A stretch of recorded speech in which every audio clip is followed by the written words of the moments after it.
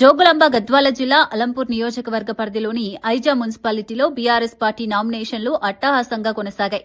ఐజా మండల కేంద్రంలో శుక్రవారం బీఆర్ఎస్ పార్టీ తరపున ప్రతి వార్డు నుంచి పెద్ద సంఖ్యలో నాయకులు, కార్యకర్తలు తరలివచ్చి నామినేషన్లు దాఖలు చేశారు. వందలాది మంది పాల్గొన్న ఈ కార్యక్రమం పార్టీ శ్రేణుల్లో ఉత్సాహాన్ని నింపింది.